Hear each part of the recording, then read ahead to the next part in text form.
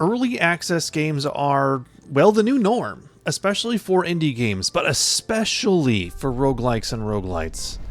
There are some bad aspects about games dropping into early access during the final stages of development, but in my opinion, usually the good outweighs the bad.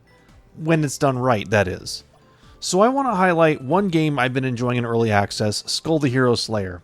The chief combat mechanic in this game is that it has interchangeable heads for your character. You start with the same head every time, but you can hold up to one additional head and swap between those during combat, even replacing the first head that you start with. These change your look, your attacks, your specials, etc. Basically everything about your character is changed when you change heads. These can be swapped at will during combat with a cooldown. So right there, without any additional pickups, you have a variety of gameplay and combat style that can take the game pretty far towards early replayability, but that's just the beginning.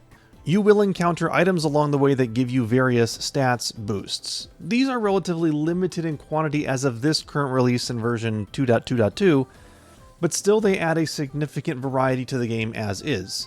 You can only hold 9 of these items at a time, so towards the middle of your run you will have to start to pick which of these items you want to hold on for your build and which you want to discard. These items having an interesting way of synergizing as well by having inscriptions on them, which when you get inscriptions of the same type, they offer bonus stats effects for your character. Right now there are a lot of inscriptions, and with a limited item pool, it's hard to focus on one specific set of inscriptions. I'm hoping this gets balanced a little more before the full release of the game, as this is an interesting way of building synergies into a run or a build. They also have active items called Quintessence. I think I'm saying that right. Quintessence, is that right? But you can only have one active item at a time. Think of your spacebar item in The Binding of Isaac, for example. So from a gameplay perspective, you progress linearly from room to room, picking from 2 available doors at the end of each room. Sometimes there's 2, sometimes there's only 1, but sometimes there's 2. You can pick to get a new head, an item, or money at the end of clearing the next room. There's also a store eventually for spending said gold along the way as well. You run into bosses. There's really nothing innovative here.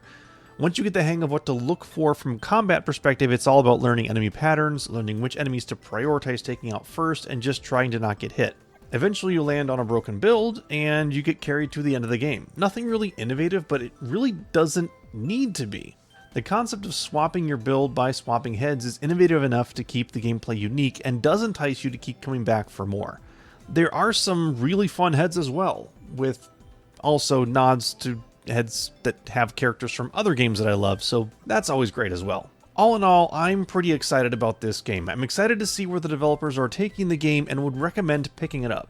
There are still some things that need to be sorted in the game before it feels like a full release, but that's exactly what early access is for. Hope you guys enjoy this look into early access. I'll be doing more of these in between the monthly new roguelike videos, so be sure to subscribe so you can check when all the new videos drop. And got an early access roguelike you want me to check out? Do let me know in the comments and I'll be sure to take a look. And until next time, take care.